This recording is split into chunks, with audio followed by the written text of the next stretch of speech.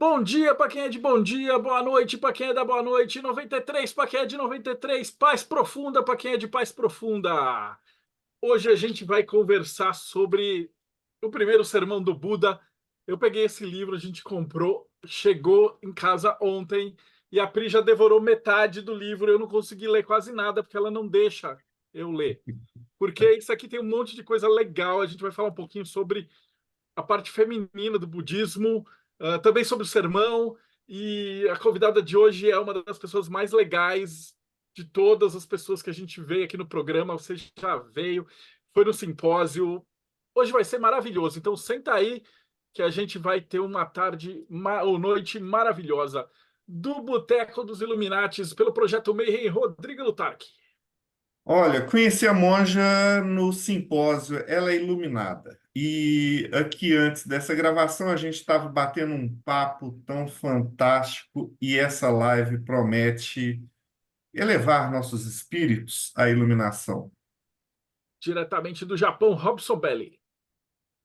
Ohayou gozaimasu para quem está aqui comigo, Konbawa para quem está no Brasil, Konnichiwa se estiver vendo à tarde, isso em outro horário. Vai ser um prazer falar com a monja de novo. Não estive no simpósio, mas quem sabe no próximo, agora estarei presencialmente para incomodar todo mundo aí. Nosso bruxo de plantão, André Correa.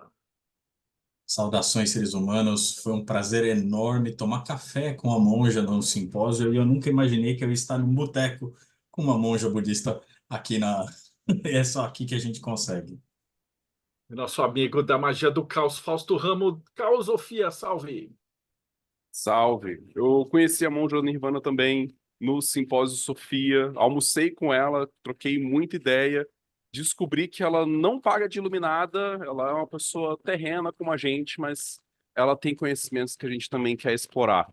E eu vim aqui descobrir também se é verdade que quando eu encontro o Buda, eu tenho que matar o Buda.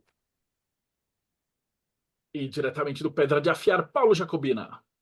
Salve, galera, tudo bem? Antes de mais nada, deixava já o beijo para a monja Nirvana, né? É sempre muito bom conversar com ela e a gente quer saber se a vida é educar, será que a vida é realmente educar ou a gente sofre porque a gente não está vivo de fato?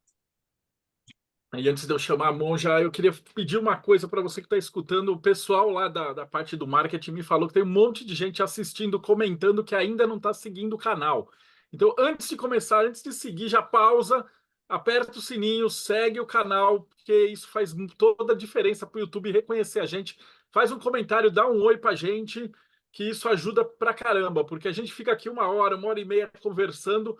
E o YouTube gosta de vídeo pequenininho, de 10 minutos, com gente dançando. E aqui nós não vamos dançar, só o Robson. E a gente vai falar papos cabeça. Então, dados os recados de hoje, seja muito bem-vinda, Monja. Muito obrigada a todos, todas. É um prazer estar aqui com vocês mais uma vez, né? Teve a possibilidade, entre a primeira vez que eu tive aqui no Boteco com vocês e hoje a gente teve o simpósio do Sofia. Então, isso foi muito legal porque a gente pôde sair de dentro desse ambiente virtual que a gente tem. Ele tem vantagens, porque afinal de contas, a gente dá a volta no mundo com ele, mas a gente também é gostoso ter aquela partilha de a gente estar junto. Então, eu estou esperando para a gente ter mais um Sofia agora em 2024 e a gente poder mais uma vez sentar, conversar ali no intervalo, tomar um café, almoçar, que vai ser bem interessante. Bom, então vamos falar desse livro que é maravilhoso. Eu só consegui ler o primeiro capítulo. A Monja teve aqui em casa. Mas aí a Pri ela ficou monopolizando porque elas tiveram puta de uma ideia genial para falar das mulheres com o budismo, com não sei o quê. Eu fiquei quietinho lá. Então eu quase não consegui pôr a mão. Então eu quero que você explique para o pessoal o que que é esse livro e como é que foi a ideia de publicar, como é que ele surgiu. A Na história é verdade, fascinante, né? ele surgiu da seguinte maneira. A gente tem, né, uma faculdade de teologia budista. A gente está num processo de lutar pelo reconhecimento do governo, né, junto ao MEC, e a gente tem que fazer as disciplinas. E para fazer disciplina tem que ter material didático. Porque onde é que tem livro bom, não quero na prateleira de autoajuda, de budismo, para você poder usar no meio acadêmico. Então, quando foi chamado para mim para eu dar uma disciplina chamada Análise de Textos Canônicos da Tradição Theravada, eu precisava de um material. E aí eu falei, bem, veio o desafio do quê? Então, escreva o material. E quando você pergunta, vamos escrever? De onde eu começo? Por que não começar do começo? Do primeiro sermão que o Buda deu, que é conhecido pelo Sermão do Giro da Roda do Dharma. Né? Inclusive, o Marcelo mandou uma mensagem para mim, Nirvana, a gente não pode dar um nome melhor, porque Dhammacakkappavattana Sutra, o YouTube não vai gostar. Eu falei, não, coloca o primeiro sermão do Buda, porque a gente está falando dele. Né? Então, a história de por que ele surge, aí foi feito, eu fiz, na verdade, uma pesquisa para construir o livro. Por quê? O Buda, nesse primeiro, ele vai fazer uma síntese de todo o caminho. Só que, se a gente pegar para ler, né, o Dhammacakkappavattana Sutra, ele é curtinho, curtinho, curtinho. Se quiser imprimir numa folha de sulfite, ele não chega a 3 folhas, sabe? E aí, mas depois ele vai gastar 40 anos explicando aquele primeiro sermão. Então, para explicar esse primeiro sermão, eu usei outros 150 sermões para poder ir explicando. Olha, aqui o Buda falou, existe o sofrimento. Onde mais ele falou que existe o sofrimento? O que ele quis dizer com essa frasezinha minúscula colocada aqui? Porque se ele não tivesse condensado tudo, para que ele ia gastar 40 anos explicando? Sim, estava tão trivial assim de entender. Ele ia explicar o sermão e partiu curtir a plena iluminação, entendeu?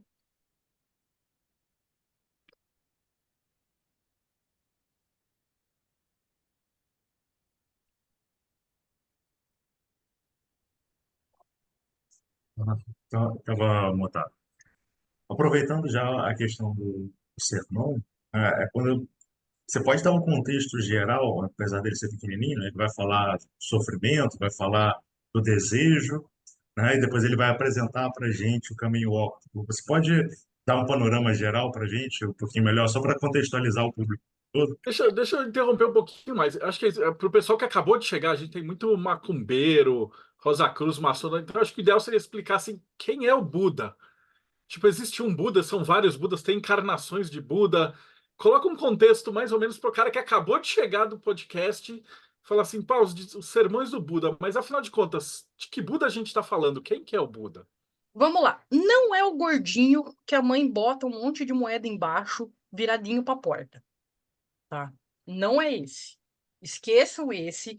Aquele Buda gordinho, cheio de moeda embaixo, entendeu? Ele pôr moeda embaixo do Buda é uma coisa tão anti-budista, mas tudo bem. A galera enche de moedinha lá embaixo e põe lá, não é, certo? O Buda, ele foi o quê? O Buda foi um príncipe, Siddhartha Gautama.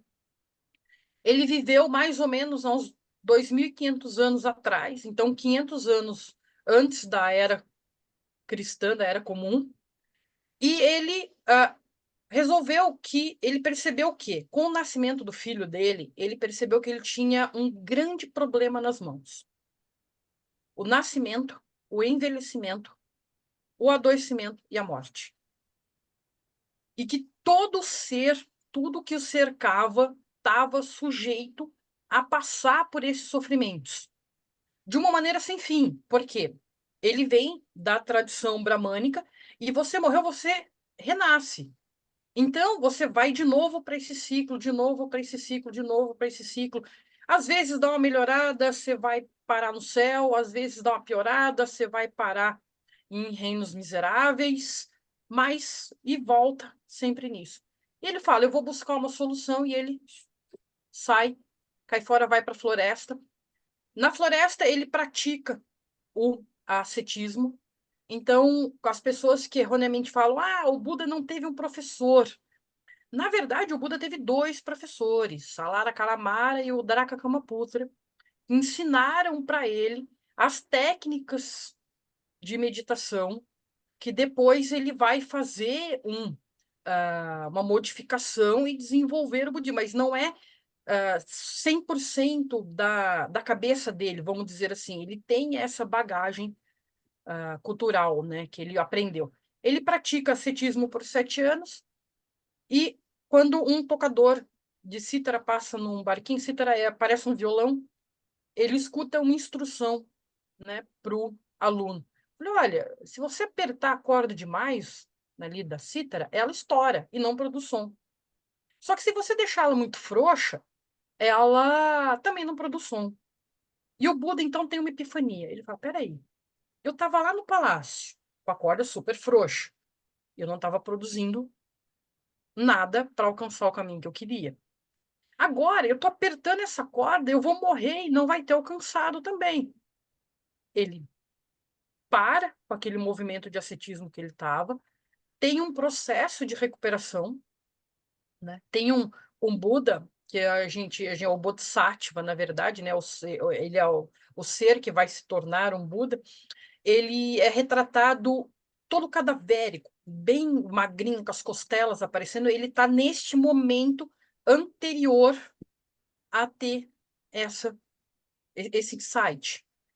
E ele, então, ele se recupera e ele vai para debaixo da árvore Bodhi. Ele vai para debaixo da árvore Bodhi, ele reúne todas aquelas experiências e ele parte para, então, uma meditação.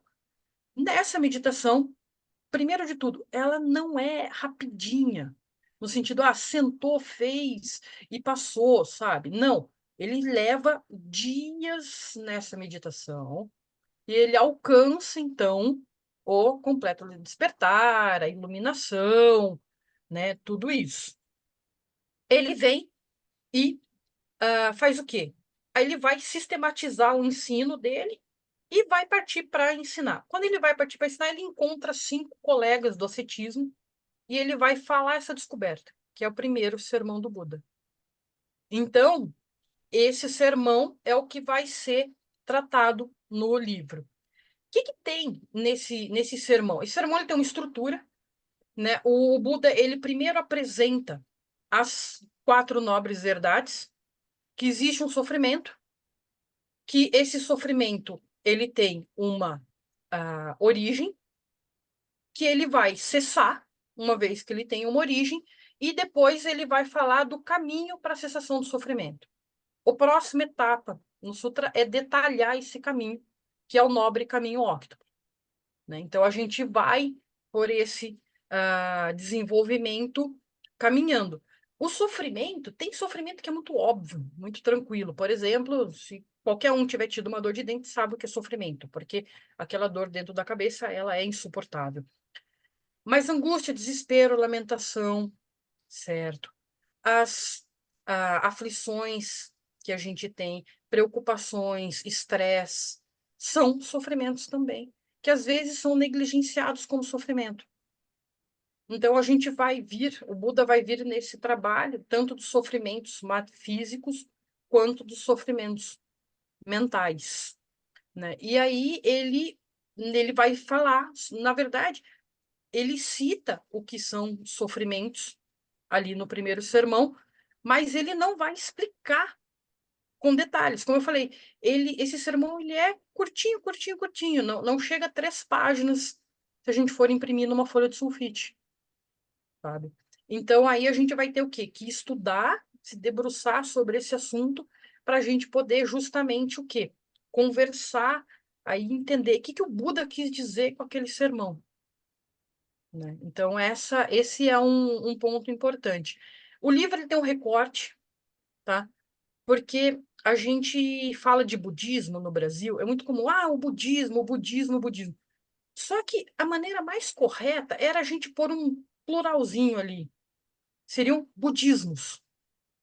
Por quê? Porque você tem tradição Theravada, tradições Mahayana são divididas dentro das tradições Mahayanas em várias outras escolas, tradições. Cada uma vai dar... Porque o Buda ensinando por 40 anos, o que acontece? Na vida real da gente, a gente já não consegue mais estudar esses 40 anos. A não ser que a gente se torne um eremita, que parta para o monastério e fique fechado, a gente não vai conseguir. Então, a gente vai fazer o quê? Recortes e ênfases. Porque ensinando 40 anos, se eu for estudar um discurso por dia, eu por exemplo, comecei a estudar o Dharma aos 30, estou com 70, terminei de ver o que o Buda falou. A hora que eu for ver comentário, for ver alguma coisa, aí é só acreditando em outras vidas, né? Porque tem que dar uma continuada, porque não cabe. Então, o que acontece? As tradições vão dando essas ênfases. E também, o que acontece? A gente tem que lembrar de outro detalhe. A impressão de materiais, ela só acontece com a prensa de Rutherford. Antes disso, é na mão. Então, quando cada grupo preserva seu cânone, acabam acontecendo o quê? Pequenas variações, certo? A prensa de Gutenberg, então eu corrigindo, a Rutherford, eu estou pensando já no modelo atômico da minha aula que eu tenho que dar de matemática, de química, trocando as pessoas. Então, a gente vai ter esse desenvolvimento. Aproveitar que você deu essa deixa, né, dentro dessa tentativa de manter-se minimamente uniforme, você pode falar um pouco para a gente se é lenda ou se é verdade, aquelas reuniões periódicas que você trazia pessoas de tantos lugares para declamar os sermões do Buda, para ver se quem sabia mesmo de fato fazia comentários sobre? Olha, na verdade, acontecem reuniões periódicas entre os monges, sim. Essas reuniões, elas se chamam Uposatha, que é a reunião, aí a periodicidade, ela vai variar de tradição para tradição, e nessa reunião são recitados os votos monásticos e também é feito uma aula, então é recitado sutras, dado explicações sobre eles. Então as comunidades, elas se reúnem. Tá? Na tradição tibetana, por exemplo, se reúne 2 vezes por mês, na lua cheia e na lua nova. Então, reúne todo o grupo e aí a gente vai perpetuando essa transmissão oral. Tá? Eu não tive a oportunidade de conhecer, mas conhecer eu conheci. Eu não tive a oportunidade de testar, é outro detalhe. Né? Porque no budismo nós somos incentivados a não acreditar simplesmente porque alguém disse que o outro viu. Então eu não testei. Mas eu conheci um monge que a gente chama de monge Tripitaka, que ele decorou esses 40 anos, sabe? Então tem lá a sua meia dúzia de pessoas no planeta que sabem tudo de cor, né? As outras pessoas, elas vão saber um ou outro, porque você estuda mais, alguma coisa nesse sentido. Mas tem essa reunião periódica, sim, e a galera recita. E olha, eu vou dizer, eu tenho colegas que não sabem o cânone inteiro, mas conhecem vários sutras que recitam de cor. Inclusive, às vezes, não só em português, como em sânscrito, né? É por isso que eles têm, às vezes, uma melodia. Porque quando você canta, fica mais fácil. Eu não conheço o processo neural, eu só sei que fica mais fácil de decorar quando tem uma melodia envolvida. Então, a gente tem, por exemplo, é muito comum o pessoal saber o sutra da Prajnaparamita, né? Então, não é uma atividade rara de se ter, né? Então, se eu for falar sozinha, eu não recito de cor. Mas se eu tiver num grupo que estiver cantando, eu lembro dele inteiro e recito o sutra. Alguns deles vão nesse sentido. Mas tem o povo que se reúne, é verdade.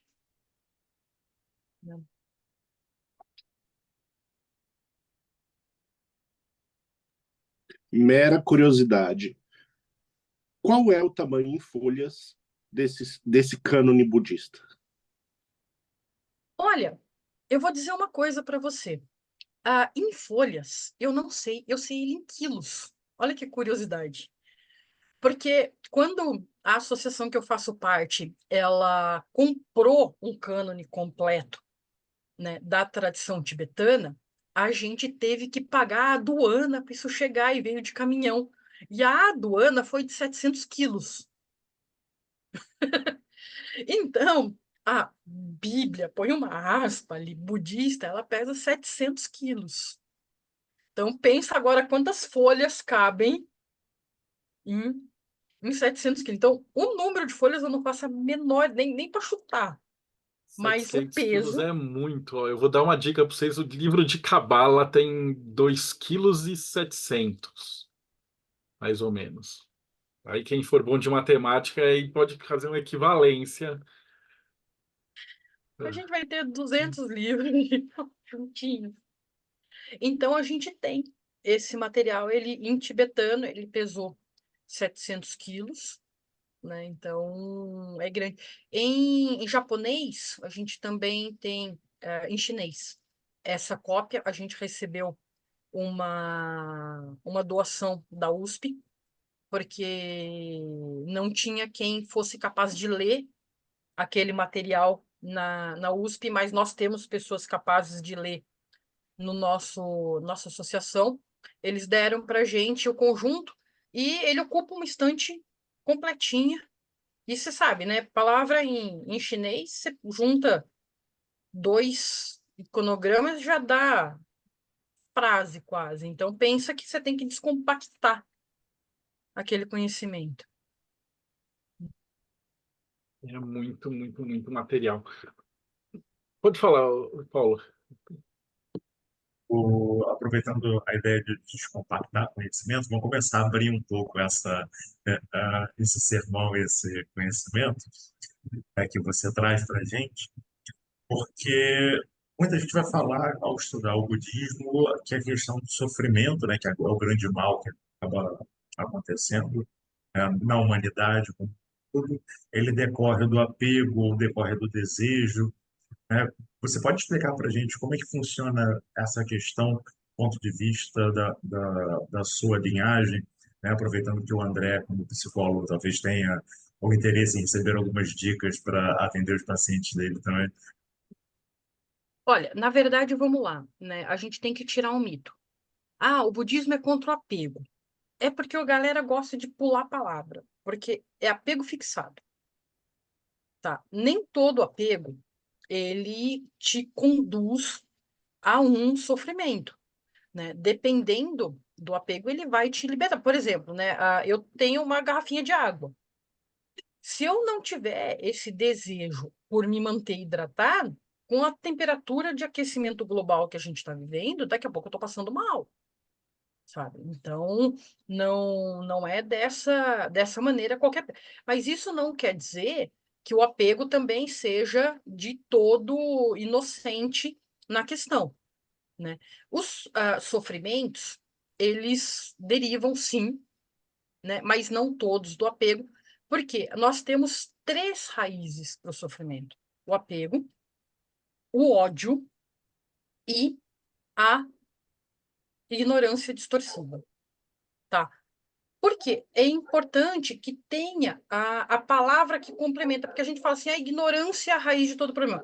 Ah, então, porque você não fala espanhol, você está sofrendo de dor de dente? Sabe?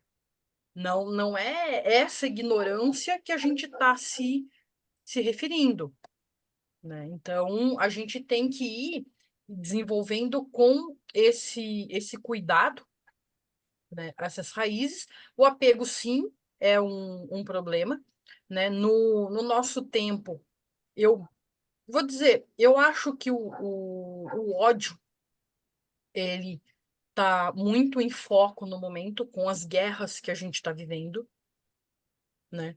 Porque o que acontece? Não é justificando a ação, mas se você oprime uma comunidade pelo número de anos que você oprime, ela vai ter ali uma reação, certo? E aí você tem uma contra-reação, porque gera um ódio daquela reação, e a gente vai prendendo nesse ciclo que vai alimentando esse ódio, né? E ele vai causando mais e mais e mais sofrimentos, né? Então, e a ignorância também, a ignorância é o maior problema, porque a gente vê as coisas muito nessa dualidade, né?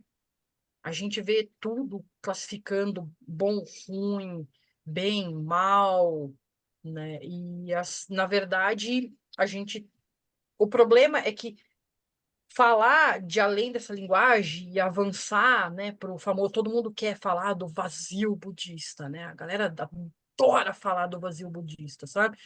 O cara não consegue nem ferver de raiva porque o time perdeu no futebol e quer vir explorar vazio.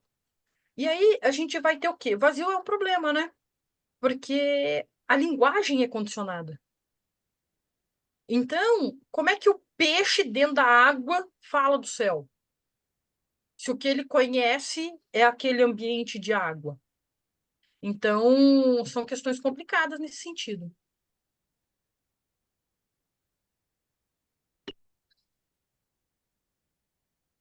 Posso falar já? Manda ver. Então, eu queria trazer um outro assunto paralelo a esse tema, que é uma coisa que eu sei que a maioria das pessoas pensa imediatamente quando a gente menciona o nome budismo, que é a prática da meditação. E hoje em dia tem muito popularizado um outro termo, que foi o tal do mindfulness, como sendo uma maneira de interpretar o que significa a prática meditativa, e que também sofreu muitas críticas, porque muitas pessoas, muitos pesquisadores apontam o quanto que essa divulgação dessa prática por meio do termo mindfulness veio junto com uma maneira de dizer que estava se entregando para as pessoas, principalmente para trabalhadores, uma estratégia, uma técnica que suavizasse o sofrimento cotidiano de maneira a tornar as pessoas mais conformadas. E eu vi depois pessoas pegando essa crítica ao mindfulness e voltando também para a prática meditativa em geral. De falar de meditação é falar para as pessoas quererem suavizar o sofrimento delas e serem acomodadas. E eu acho que você vai ter muito para debater e trazer a respeito disso, de contrapontos com essa visão que as pessoas criaram a respeito do que significa meditar e qual que é o efeito da meditação. Veja, o budismo, ele não se conforma com o sofrimento. Esse é um ponto importante, tá? É justamente não aceitar o sofrimento e querer se libertar do sofrimento que é a gasolina que move um budista. Aí as traduções vão ter várias técnicas, etc. Mas você quer sair desse sofrimento. Você não é. Eu fazendo. Eu gosto muito de analogias, né? Não é jogador de futebol que deu uma pancada, tá doendo, passa aquele spray de sei lá o quê, só sei que o cara sai correndo de volta e ele continua. Então, a meditação não é esse spray para você voltar para dentro do sofrimento para alcançar mais bens materiais, por exemplo, tá? Tá completamente fora, né? É claro que o pessoal usa um pouco, porque você começa a meditar, começa a ter uma mente mais estável, certo? Então, isso vai aumentar o meu foco. E o foco, na maioria das profissões, se reverte num aumento de produtividade. Só que isso não é objetivo, é efeito colateral, sabe? É outra questão. O mindfulness, o que acontece? Eu sou uma pessoa que não gosta de mindfulness. Por quê? Meditação não é chá da avó, que você toma o quanto deu vontade, entendeu? Não é chá da avó. E mesmo se você for pegar chá da avó, tem tradição oral no chá da avó. Você pegar chá de poejo e ferver aquele negócio, ele ataca teu fígado. Você tem que pôr na aguinha, na temperatura certa, deixar tampado pelo tempo, e a vovó ensina todo o caminho. Então, se nem chá de vó é inocente, por que mexer com os processos mentais ia ser trivial? Então, essa que é uma questão. O mindfulness, ele vai fazer o quê? Ele vai dar uma roupagem de nós tiramos a religião. Só que, vamos lá. Vamos sentar, vou fazer um workshop com todos presentes aqui, ponho todo mundo sentado e coloco lá. Vamos agora expandir a nossa consciência e vamos pensar no amor. Aí, beleza. Põe todo mundo sentadinho. Disse que ninguém aqui acha que amor é uma música sertaneja. sabe? Essa que é uma questão. Aí, música sertaneja, ela me deixou um fio de cabelo, tá no meu paletó, eu lembro de você. Peraí, isso é amor? Ou isso é uma ode ao apego? Então você não está meditando amor, você está meditando apego. Quando eu pego o mindfulness e tiro a tradição, eu tiro o significado que está por trás. Então eu deixo de chegar para minha aluna e para o meu aluno e dizer: vamos lá, ponto número 1. O que o Buda definiu e como ele definiu como amor. Vamos estudar aqui primeiro. Amor é isto, doutor, o material, os professores que vieram na linhagem, porque em 2.500 anos tem um monte de gente comentando e comentando o que já foi comentado. Estuda aí, a gente fala, agora que você tem ferramenta, você sabe que não é aquela música sertaneja. Vamos sentar para meditar? Aí a pessoa vai para o lugar certo. Se não, ela senta e ela acha que ela vai sair de lá. Uma lâmpada de LED, né? Porque já é iluminado. E aí a gente chega e vai ver o quê? Que ela saiu com mais apego, com mais ciúmes, inveja do que ela entrou. Aí a culpa é da meditação.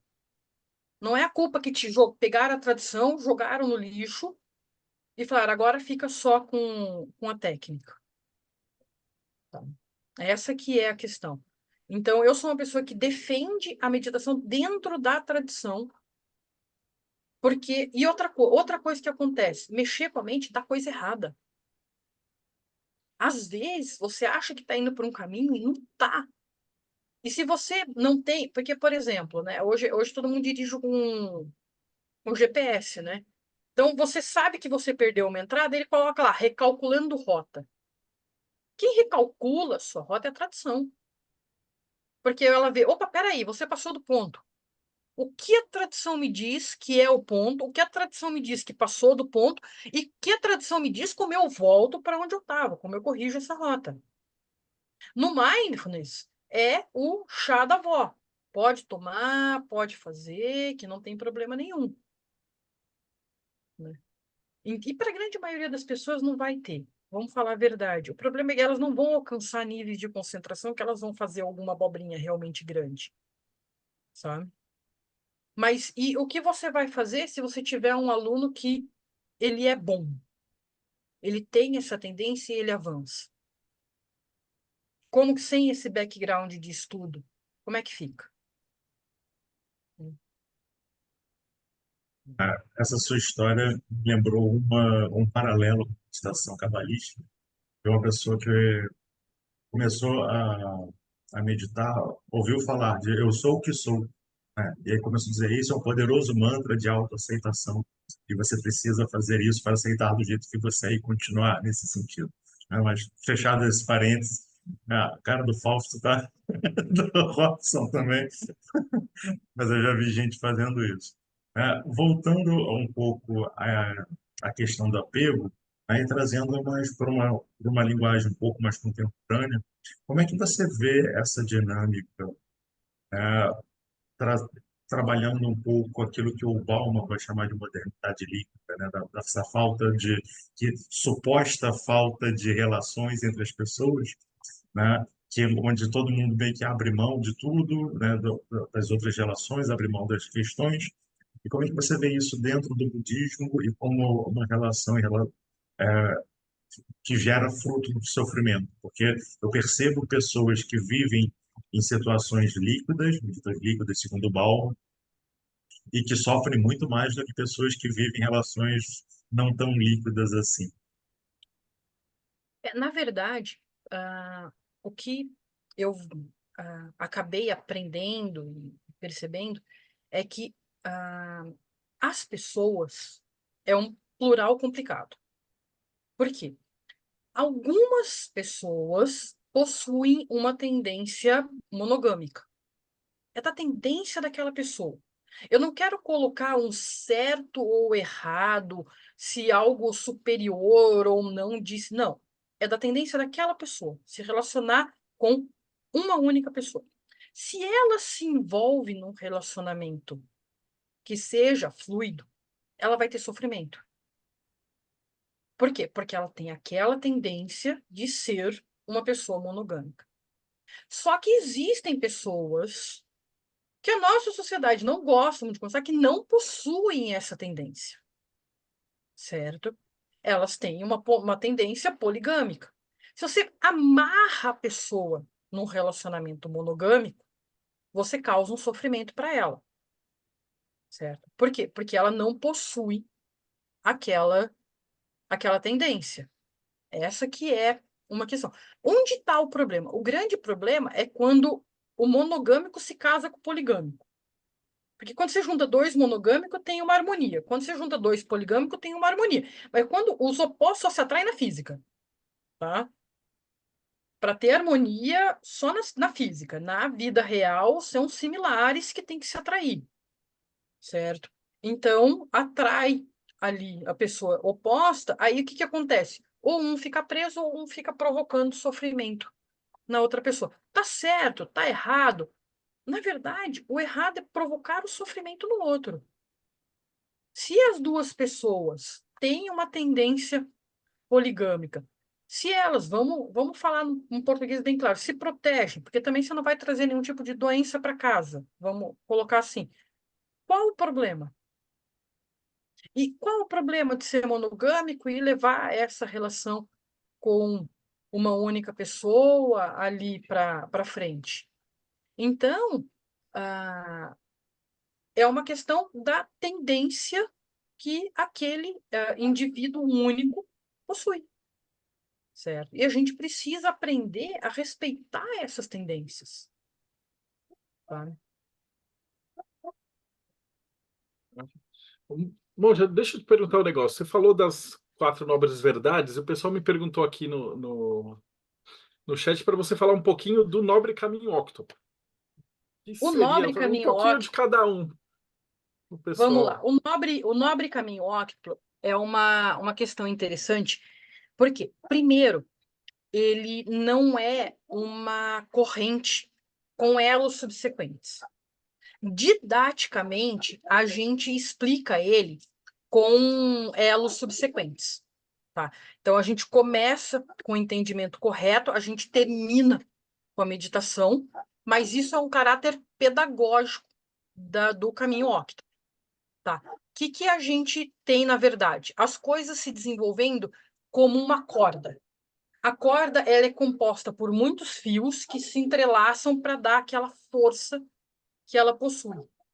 Então, ele começa com o entendimento, vai para o pensamento, do pensamento ele vai para a linguagem para a ação se reflete no modo de vida, o modo de vida se reflete no esforço, a gente tem a atenção plena, que é o que a gente fala do mindfulness, e então a meditação correta.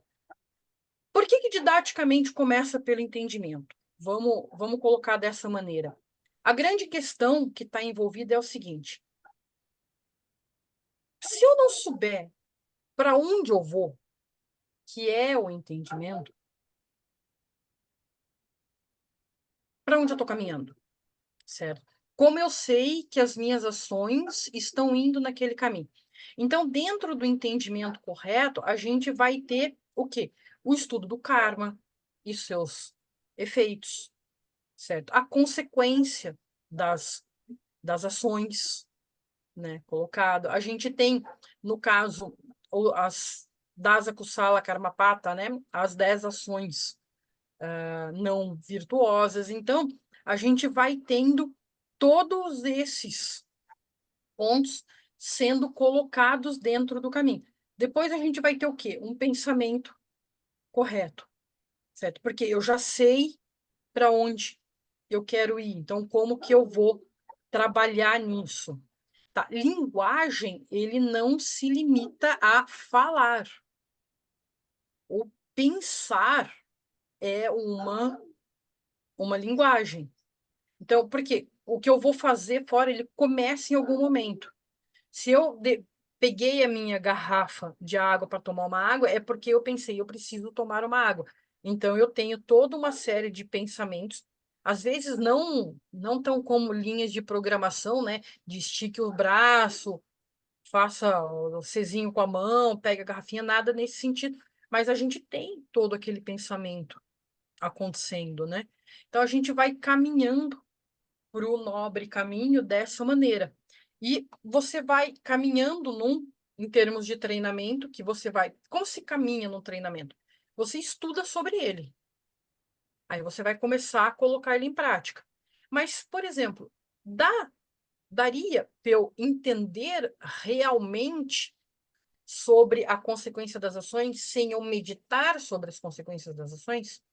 Então, para a gente ter um exemplo de como que uma interfere, se relaciona ali com a outra, sem ter um ambiente propício para meditar, e nesse caso nós estamos falando do ambiente mental, que ele vem do entendimento, eu conseguiria meditar também? Então, a meditação afeta o entendimento afeta a meditação. E a gente poderia ir longe traçando esses paralelos. A ideia no livro é que eu fui trazendo, como coloca. Então, se a gente pensar, é dentro da tradição Theravada, para colocar ali. Então, às vezes, as pessoas vão chegar e vão dizer assim para mim: Nirvana, mas eu li num sutra, sutra, que o Buda disse. Pera, eu usei só suttas, com 2 T's. Por quê? Tradição Theravada. Os monges que eu usei com pesquisa são monges da tradição Theravada. Porque muda de tradição, há diferenças na explicação. Tudo bem. Pegar um exemplo, matar. Para a tradição Theravada, eles são muito mais estritos nessa questão do matar. Você pega uma tradição Mahayana, por exemplo, vamos pegar, vamos supor que não tampei legal o potinho de ração do meu cachorro, acabou atraindo um ratinho para morar na minha casa. Beleza. O rato ele transmite uma série de doenças, perfeito. Então, ele provoca um dano ao ser humano. Não dá para eu ter uma convivência harmônica, eu e rato. Então, eu vou precisar me livrar desse rato. Na tradição Theravada, eu tenho uma batata quente na mão. Por quê? Porque matar é visto como matar e eu vou ter que arcar com esse problema. Na tradição Mahayana, a gente já vai a uma questão diferente. Por quê? Porque você foi imbuído de um pensamento de quantas vidas humanas você preserva. Não quer dizer que não tenha karma, mas o Mahayana ele toma para si aquele efeito pelo benefício das outras pessoas. Então, a consequência social, ela é um pouco diferente. Por exemplo, o nosso ordenamento jurídico, ele tem uma pitada de Mahayana, porque ele tem legítima defesa. Certo? Tanto nosso quanto de terceiro. Se a gente estiver caminhando e, de repente, alguém ataca, né, filho, esposa, e a gente defende, é a defesa de terceiro. Ela é permitida pelo nosso ordenamento. O Código Theravada, ele já é mais restrito. Então, no livro, vocês vão ver diferenças, porque vai dar uma opinião muito forte sobre temas polêmicos como eutanásia. Certo? Por quê? Para um Theravada, isso é simplesmente inadmissível. A vida tem que acabar quando ela se encerrar ali naturalmente. Você não tem o direito de abreviar. Não importa o sofrimento que aquela pessoa esteja passando. Dentro disso, né, você falou da eutanásia. Mas, por exemplo, como se a pessoa está indo tá indo para morrer, né? Mas você ainda pode fazer alguma coisa para prolongar um pouco a estadia dela na matéria. E aí você não faz. Entra nisso também você ou você é condicionado nessa tradição a continuar reanimando a pessoa até que chega uma hora que ela fala, ó, cansei, vou cantar para subir e você fez o que deu. Olha, na verdade, a gente foi no limite da tradição, né? O Paulo gosta de desafiar a gente, ele foi lá no limite da tradição. O que acontece? A ação, ela começa na intenção, certo? Então, há uma diferença grande. Vamos supor que estou fazendo uma massagem cardíaca. Estou lá naquele momento. Se minhas forças se exaurem e eu não consigo, é uma realidade. Se eu chego e falo assim, mas pelo tempo que tá, vai ter um dano cerebral, eu não quero condenar essa pessoa a ficar numa cama, eu vou parar, é diferente.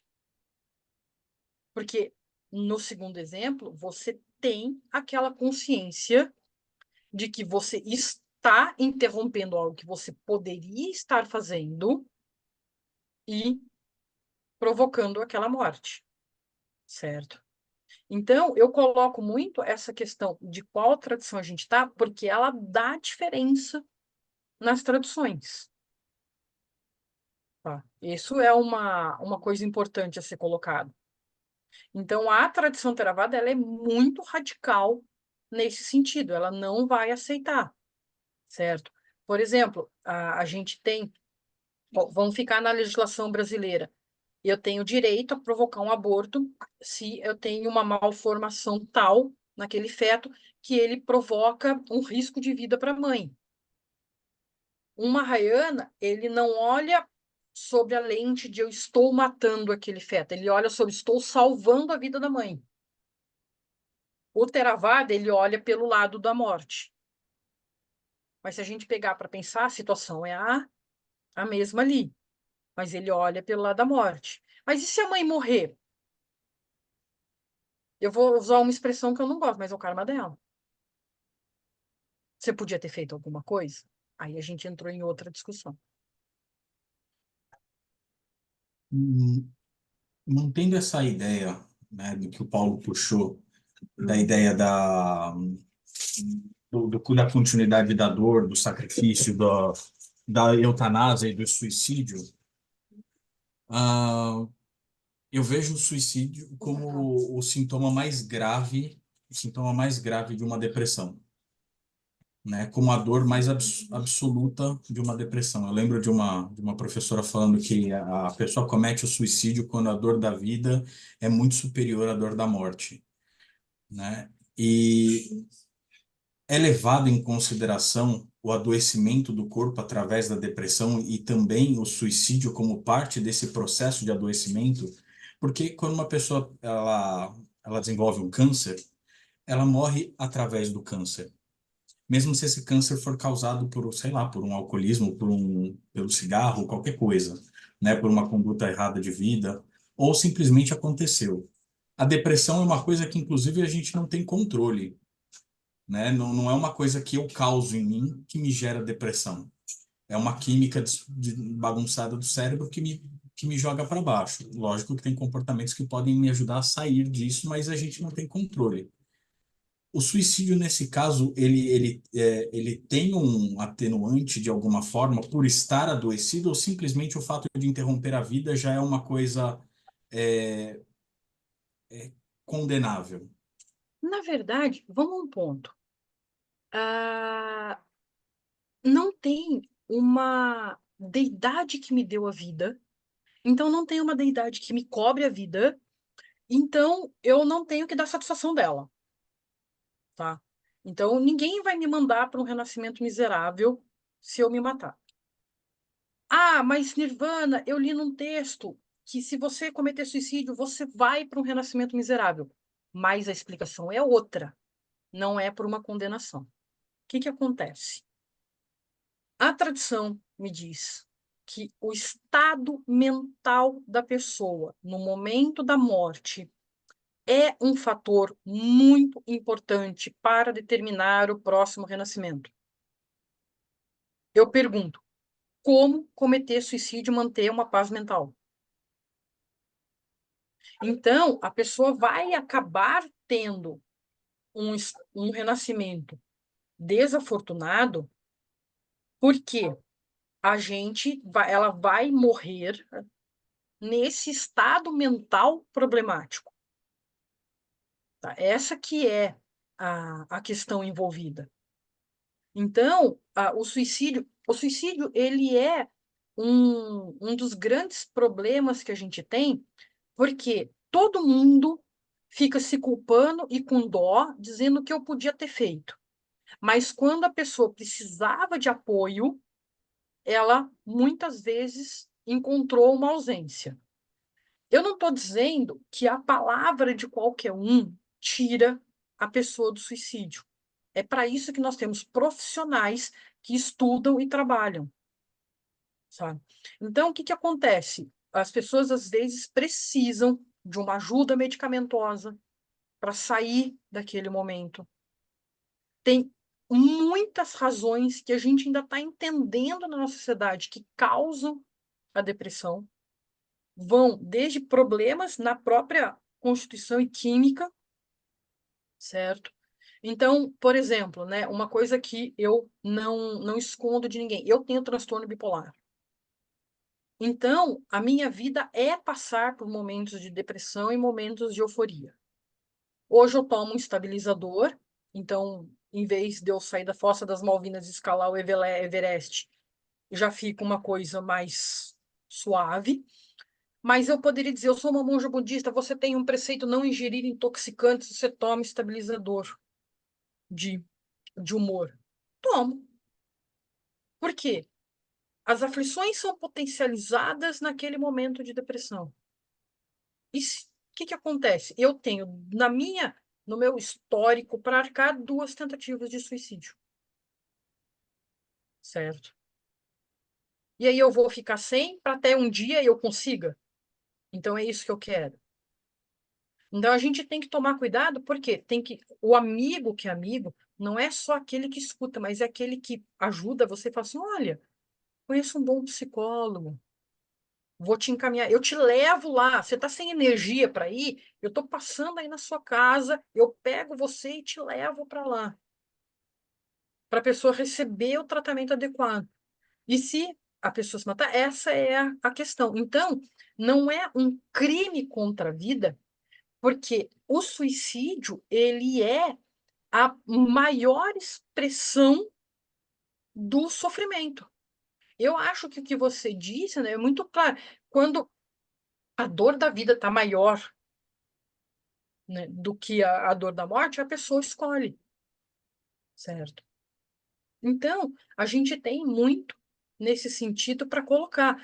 E, por favor, não manda a pessoa que isso é falta de Deus.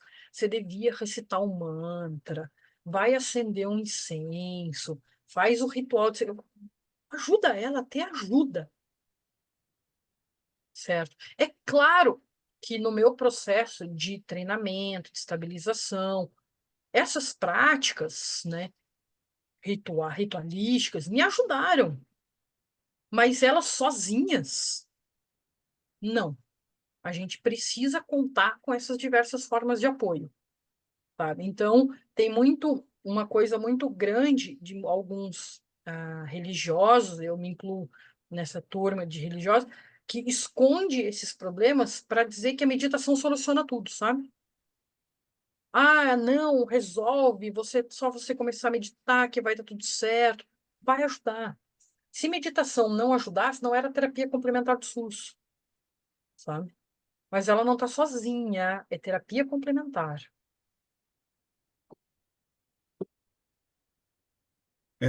Tem uma pergunta aqui no chat do José Solon. Uhum. Eu vou ler aqui para a gente. A Theravada é a escola mais conservadora, correto? Se o mundo em si evolui com o passar do tempo, apesar de algumas filosofias perdurarem por séculos, qual o problema de uma visão progressista em certas religiões, especificamente da visão Theravada com as outras escolas do budismo? Vamos lá. Primeiro de tudo, o budismo não acredita na espiral ascendente, tá? que as coisas vão melhorando, vão melhorando, vão melhorando, vão melhorando, vão melhorando, e num dado momento todos nós somos seres de luz e o mundo está lindo e maravilhoso. O samsara, ele é definido como um círculo, não como uma espiral. Então ele tem seus altos e seus baixos, tá? Primeiro que tem essa questão. Então, falando da cosmologia budista, a gente tem vários céus, né? Pode nascer nesses céus. O budismo tem vários infernos. Eu costumo dizer que os budistas são mais criativos para inferno do que Dante, fazendo inferno de Dante. Tem infernos realmente muito, muito criativos no budismo. Você tem reinos intermediários, de asuras, são semideuses. Você tem seres de sofrimento, como os pretas e os animais. Tem a gente ali, como humano, bem no meio do caminho. E você morre e pode nascer. Mas se eu for para o paraíso? No paraíso budista, um dia você vai morrer, você vai sair de lá. E se eu der uma mancada muito grande e eu ficar aflito por causa disso, for para o inferno? Você vai sair de lá, entendeu? Tem uma visão de eternalismo que às vezes demora, mas você sai, né? A Theravada, ela não é uma escola, ela é uma escola mais rígida, com preceitos mais menos flexíveis, vamos colocar assim. Só que, por outro lado, vamos colocar da seguinte maneira: nós temos na tradição Theravada pessoas alcançando realizações muito importantes dentro dela, então a gente não pode colocá-la como uma menor. Essa que é uma questão. Porque a gente fazer um juízo de valor, entendeu? De tal tradição, ela é mais elevada ou menos elevada, é a mesma coisa que às vezes a gente faz de considerar o que a gente considera na matriz brasileira ou algumas religiões que se acham a evolução de outras, né? Essa questão de se achar a evolução é um colonialismo eurocêntrico que vai para as outras religiões e fala: eu sou dono da verdade, porque eu domino você, então a sua expressão religiosa ela é menor porque ela não evoluiu para a minha, tá? E a gente, a tradição Theravada, o que acontece? Um Mahayana, ele estuda todo o caminho da Theravada para alcançar. Ali, é um caminho compartilhado, tá? O Marcelo se preocupou ali de falar, para eu falar um pouco para quem não tem a menor ideia de budismo. O que acontece? A tradição de Lupa Lama Tsongkhapa, ele vai explicar que as pessoas dentro do budismo são classificadas em 3 categorias. A gente tem o que nós chamamos de pessoas de primeiro escopo. Elas desejam felicidade nessa vida que elas estão vivendo, ou um renascimento afortunado, onde a gente encaixa ali a maioria dos teístas, tá? E eu quero nascer bem.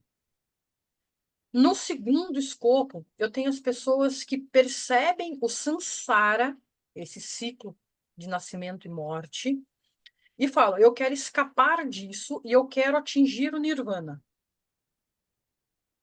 Então, elas estão nesse segundo escopo. No terceiro escopo, a pessoa fala assim: mas eu vou sair sozinho? Eu preciso ensinar, eu preciso ajudar as outras pessoas a percorrerem o mesmo caminho, senão eu não vou alcançar essa paz completa. E aí são as pessoas de terceiro escopo, né?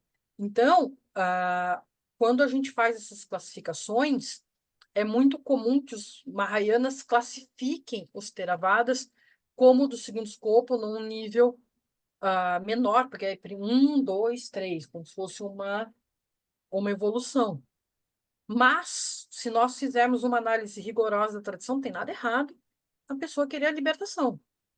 Na verdade, se nós pensarmos ali no papel de um Buda, é um a menos para o trabalho, para tirar do samsara. A pessoa está fazendo ali por ela.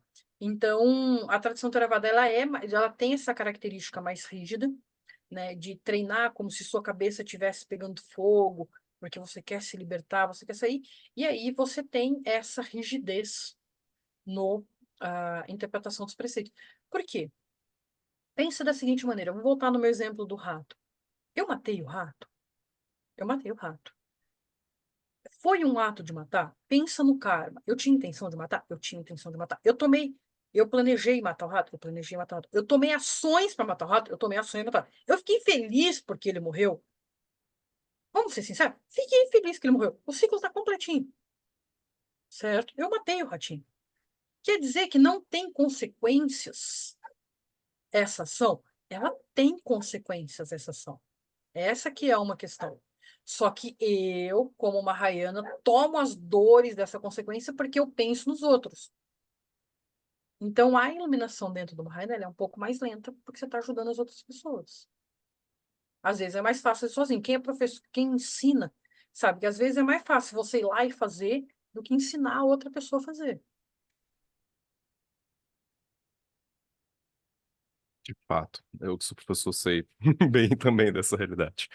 Eu vou aproveitar o gancho do que você está conversando e pedir para você falar para o público um pouco mais sobre o que é o karma, segundo a visão budista, porque também é um tema, é um assunto que a gente viu que veio para o Ocidente de uma determinada forma, veio por certos espaços, por certos filtros, e que bebendo mais de uma fonte mais, de fato, fidedigna à filosofia, pode ter uma perspectiva diferente. Karma é ação. Ação e tendências. Né? Nós temos uma visão muito associada ao karma, como, por exemplo, karma negativo, certo? É meu karma. Eu nunca ouvi, nunca, nesses anos todos, uma pessoa falar é meu karma porque ela conseguiu uma promoção, tá? Não, elas negligenciam o lado positivo da coisa. É meu karma porque eu fui aprovada no vestibular, é meu karma porque eu consegui uma promoção. Não, é sempre algo negativo, sabe? Eu tropecei e quebrei o dedo do pé porque é meu karma, tá?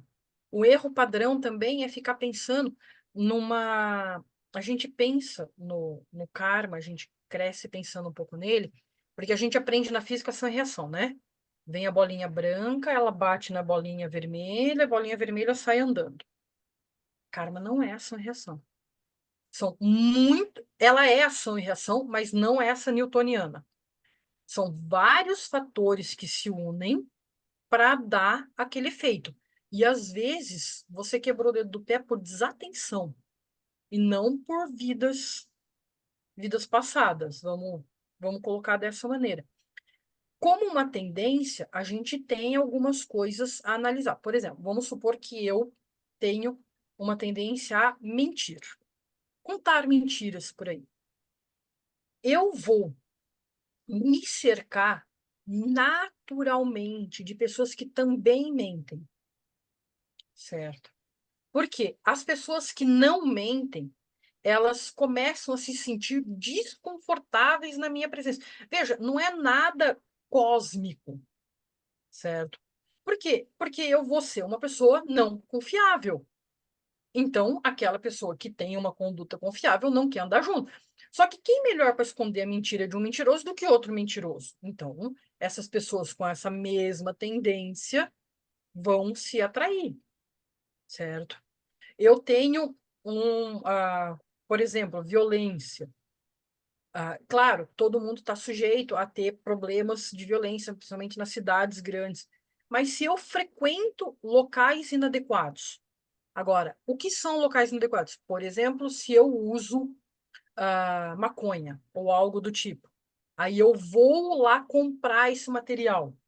Veja, eu estou indo para o ponto de violência. Então, eu estou mais sujeita a essa violência pela minha conduta que eu tenho, certo? Esses são os pontos para ser colocado. Então, karma, ele é uma tendência. Tem tendências que a gente herda de vidas anteriores? Tem.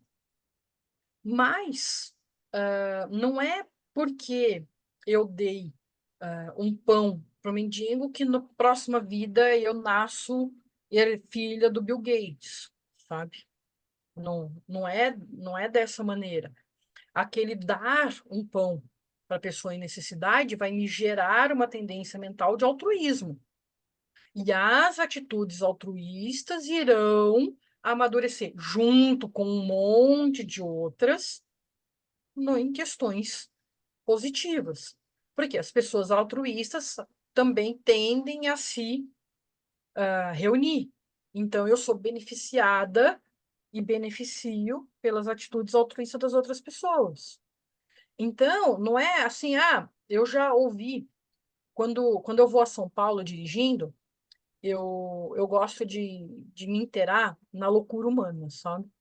Então, eu coloco numa rádio esquizotérica que tem em São Paulo, não vou fazer propaganda dela.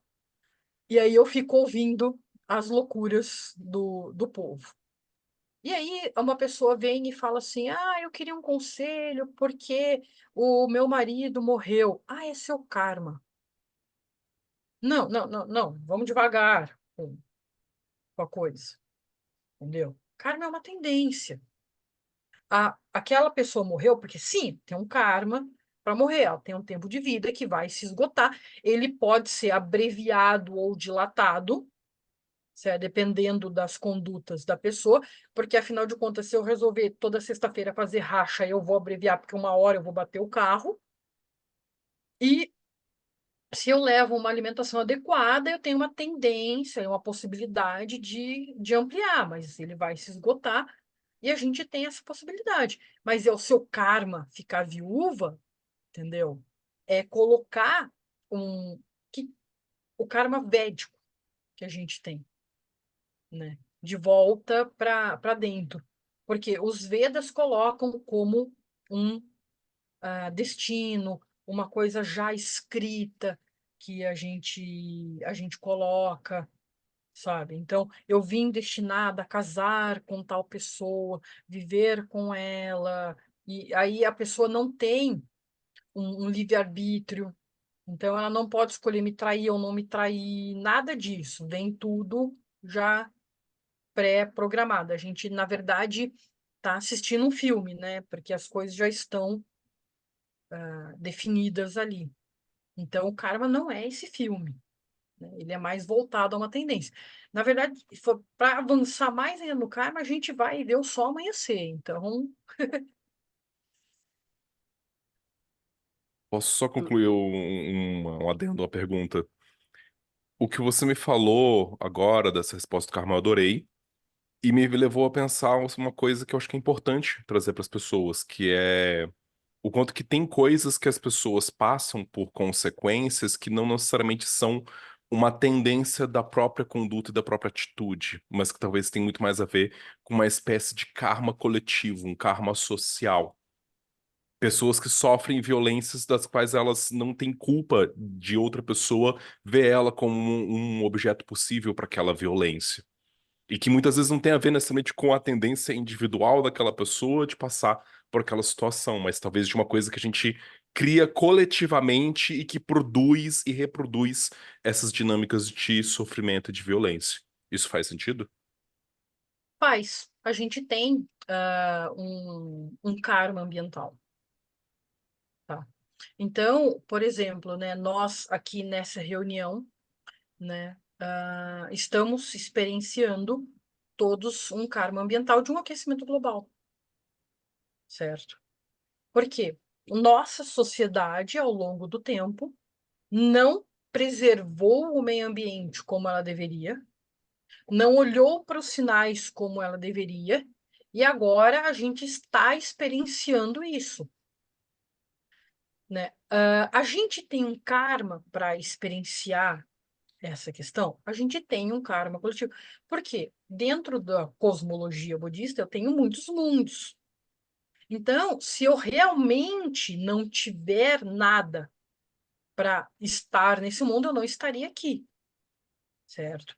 Mas a gente tem que tomar cuidado com isso para também não ser determinístico, tá? No sentido de, então o mundo vai acabar com o aquecimento global, não tem mais nada para fazer. Não, a gente tem bastante coisa para fazer e reverter essa situação. A gente só tem que acordar, porque dependendo de quando a gente acordar, não dá tempo mais.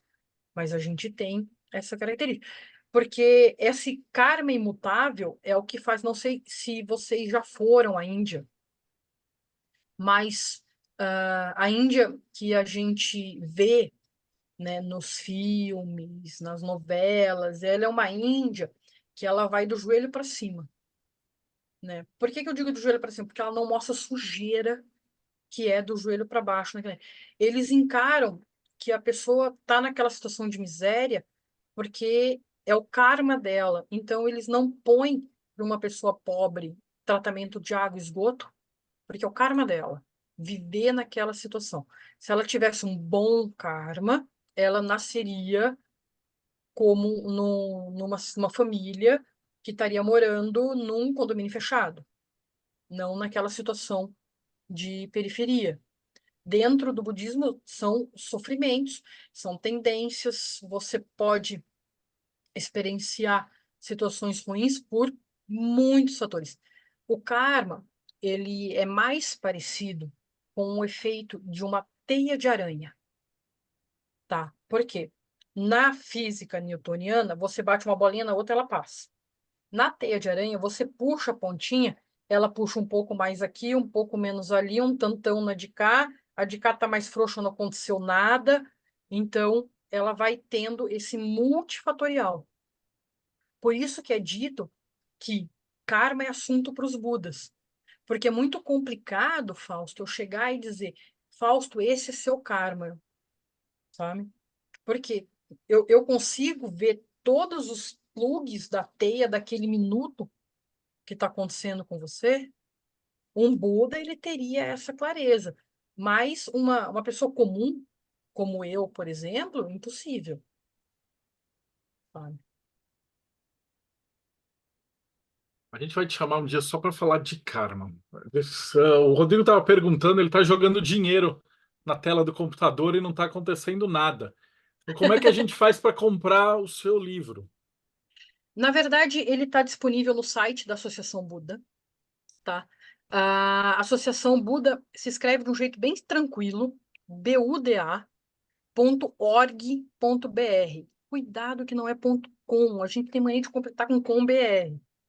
É buda.org.br. Vocês vão achar esse livro lá, e daí o pessoal da associação vai encaminhar para vocês, na casa de vocês, o livro para ler. E o que acontece?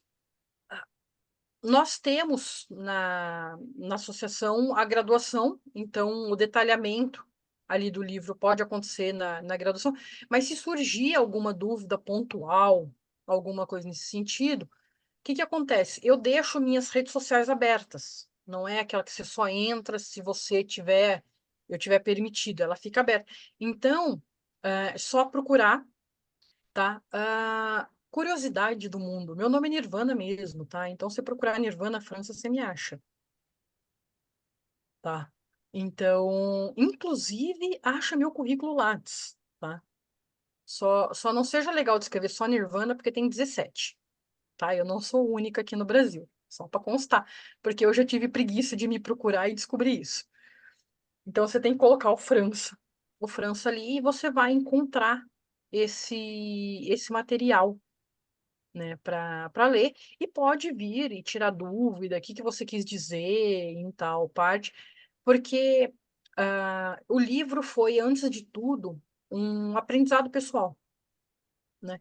Foi um momento muito legal que eu pude parar, porque para selecionar 150 sutas, vocês imaginam quantos eu li, sabe? Então, isso foi muito legal, porque eu pude ficar lendo eles, falar, não, esse não fala o que eu tô pensando. Agora eu vou ver esse outro, o que que ele fala, o que está sendo colocado. Então, como um livro acadêmico, eu separei notas de rodapé de notas de fim. Por quê? Todo mundo tem o direito de não gostar da minha tradução. É só ir na nota de fim que tem o texto dos monges que traduziram do Pali. Então, só procurar lá e verificar. Inclusive, se quiser se aventurar, no próprio site que eu usei para pesquisar, ele tem o texto em Pali. Então, dá para ler direto no Pali também, para colocar nessa aventura. Né? Eu sei que todo mundo fala Pali, é uma língua super comum, né? Você acha um falante de Pali ali na esquina, tem um esperando para dialogar comigo, mas a gente tem. Então, esse livro foi fruto desse trabalho, né? Vamos colocar dessa maneira, né? E você acha na Associação Buda. Maravilha. Putz, Monge, a gente pode ficar conversando com você a noite inteira. A gente já passou 1 hora e pouquinho, então começar por aqui. Fausto Ramos, considerações finais. Eu me segurei para não citar Nietzsche, porque eu sei que se estender a nossa conversa mais umas outras 3 horas. E ia ser muito divertido ter essa conversa. Eu espero poder ter esse debate, talvez, com a Monja Nirvana na próxima vez que ela vir para cá, para São Paulo, capital, para o Simpósio Sofia. Sou Fausto Ramos, do trabalho meu de rede social. Vocês podem me encontrar por @eufaustoramos, ou vocês podem visitar também o meu site, Escola Causofia, onde eu estou aquecendo um espaço para trazer mais pessoas para poder debater, conversar e estudar mais de magia e magia do caos juntos. É isso, valeu, foi um prazer conversar. André Correia, considerações finais. Bom, eu conheci a monja no Sofia, ouvi ela falando aqui, absurdamente esclarecedor em muitos aspectos, e é legal porque eu ouvi o budismo de uma forma mais crua, né, sem muito floreio, deixa tudo muito mais interessante, né, dá mais liberdade para a gente pensar e explorar isso de diversas formas. Eu já era fã de Nirvana quando era mais novo, mas era da banda, agora eu sou fã da monja também, que espero encontrá-la mais uma vez no Sofia e aqui no Mayhem. E se você tem interesse em conhecer um pouquinho mais sobre paganismo e bruxaria, andrecorreiatambores.com.br tem a mentoria A Jornada de Introdução ao Paganismo e à Bruxaria e em breve também um workshop de tambores. Beijo para vocês. Obrigado, monja. Até a próxima. Robson Belli, considerações finais. Eu acho importante isso que ela falou sobre karma, porque muita gente vem com essas besteiras pra cima de mim às vezes. Isso é o meu karma? Eu, como tarólogo, tenho que olhar para a pessoa e falar: eu acho que você não entende bem o conceito para você estar me perguntando isso. E, assim, eu achei maravilhosa a explicação dela, porque sempre que alguém me perguntar, agora eu vou jogar essa entrevista na cara da pessoa e falar: depois a gente conversa. E muito obrigado a todos, foi sensacional. Quem quiser conhecer um pouquinho mais do meu trabalho, robsonbelli.com.br, né? Então, muito obrigado e é isso aí. Paulo Jacobina, considerações finais. E mais uma vez agradecer a Monja Nirvana pela presença aqui, né? A presença sempre alegre, descontraída, cheia de conhecimento. Volte mais vezes, continue escrevendo. Já estava entrando no site agora já para procurar o seu livro para fazer a encomenda para ler. Pena que não deve chegar antes do retiro que eu vou fazer agora. Mas assim que chegar, eu começo ali e te mando notícias também para tirar dúvidas com você. E para quem quer conhecer um pouco mais do meu trabalho, né, do trabalho do qual eu faço parte, quer se conhecer melhor também, entrar nessa busca pelo autoconhecimento, dá uma olhada no nosso canal do Pedra de Afiar, youtube.com/Pedra de Afiar, ou conheça o nosso site, onde você pode ter acesso aos nossos textos, livros que nós escrevemos também, e grupos de estudo para vir estudar com a gente, pedradeafiar.org. Seja muito bem-vindo. Rodrigo Lutarque, considerações finais. Oh, adorei, sim, fantástica Nirvana. A banda também é muito boa. É, eu fiquei escutando aqui, pensando, minha cabeça ia lá na frente, e só uma coisa das coisas que eu estava aqui pensando. O karma que a gente entende é uma maluquice de uma mistureba de um pensamento evolucionário do século XIX. A ciência de hoje nem considera a evolução nesse sentido mais. É uma adaptação, não necessariamente uma coisa melhor que sucede à outra, mas ficou assim para a população. E aí pega um conceito oriental de uma forma maluca e torcido, junta com isso e vira esse Credit Karma, onde você tem o benefício hoje e vai pagar pelas próximas encarnações. Então, aí a gente tem que desconstruir. Mas o bom do Mayhem é encontrar esse pessoal aqui, que engrandece a live. Se você vier aqui no catarse.me/TDC, você vai ter aqui a revista de hermetismo. Pode falar, Robson. Eu estava pensando aqui, se o pessoal quer ter tanto um karma assim, faz um pacto, vai dar certo, confia. Boa! Faz o pacto, pactoro, e vai dar certo, vai ter bastante karma nessa encarnação mesmo. E, assim, monja, você é fantástica. Assim, toda vez que você vem aqui, me dá uma vontade de converter, virar um budista. É, é coisa de outro mundo, de entrar na faculdade, fazer os cursos e tudo mais. O Robson está falando alguma coisa. Pode falar, Robson. Você vai que eu vou ter que cortar meu cabelo. Revista de hermetismo. Você vai ter catarse.me/TDC. Gostaria de ver os textos da monja aqui. Vai ter grupos de Telegram com todo tipo de assunto que você puder imaginar. E mais, você vai poder participar dessas gravações. Chegando antes, a gente tem um papo legal aqui com o pessoal. E aí, o Marcelo fica nervoso, fica falando: você está queimando pauta, gente, vamos começar a gravação agora. É muito bom. E depois, quando termina, mais um papo legal. Então, você só tem a ganhar. catarse.me/TDC. Bom, já tinha explicar que a Hermetismo surgiu justamente com a galera que a gente entrevista também, né, com o pessoal daqui, que é acadêmico também. Às vezes o cara tá publicando alguma coisa e aí ele vai lá fazer a referência do trabalho dele, aí tá lá, www.blogspot.net.com/porcentagem, ou não sei o que, aí fica um negócio desse tamanho assim, site visto em tal, tal, tal. Você vai olhando as referências do Jacobina, tem várias, assim, que ele vai fazer os textos, aí ele, olhei no site tal de fulano, aí era um texto, assim, gigante, visto em tal dia. A gente falou, pô, vamos fazer um negócio mais decente. Então a gente pega ESPN, monta tudo, tal, tal, tal. Aí as pessoas que estão fazendo os materiais bacanas, eles conseguem se referenciar também mais fácil. Então a gente está com a revista 22, que saiu agora, tem quase 50 páginas por edição, então a gente publicou material pra caramba. E o outro legal para quem está ouvindo, a gente disponibiliza tudo isso de graça na internet. Então se você quiser ir lá, www. Geralmente o Thiago não está aqui hoje, mas o Morte Súbita hospeda os textos, ou no Teoria da Conspiração, no Projeto Mayhem. Às vezes o Robson Belli coloca, o André tem um blog. Isso aqui que a gente está gravando também, o pessoal do Mayhem assiste antes, mas a gente disponibiliza isso de graça, e depois vai para o Spotify e tal, tal, tal.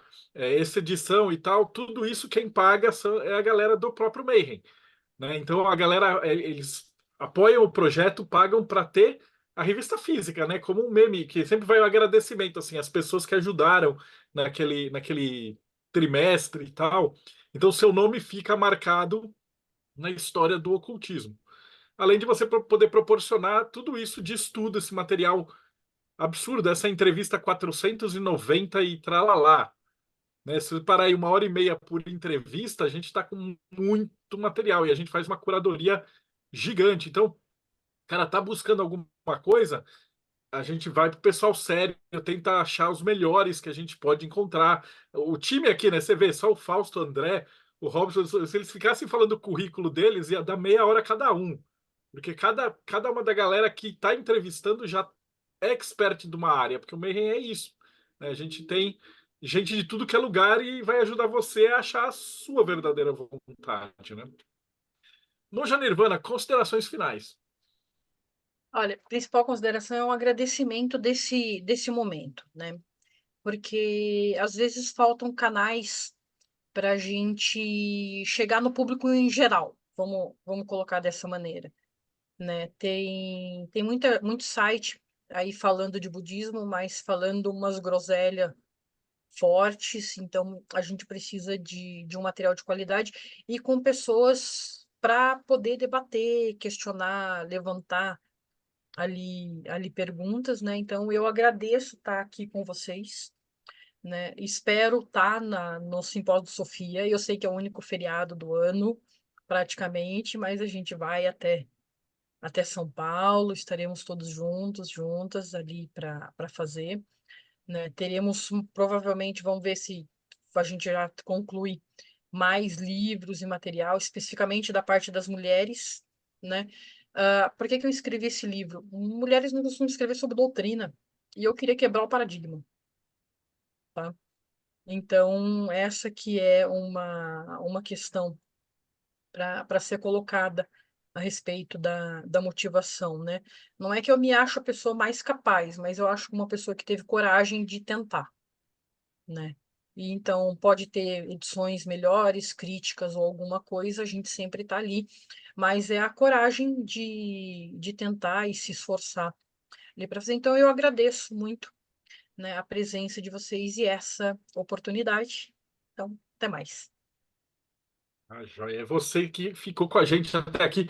Eu não vou falar, mas a Pri já conversou com a Monja Nirvana, a gente já pegou uns outros dos professores que dão aula lá na Faculdade de Budismo. Então a gente vai trazer gente para falar de Tantra sério, vamos trazer mais sermões do Buda. Esse ano promete, cara. Vai ser divertidaço. Então acompanha a gente, não esquece, segue o canal, aperta o sininho e a gente se vê aí de novo no Boteco dos Illuminati.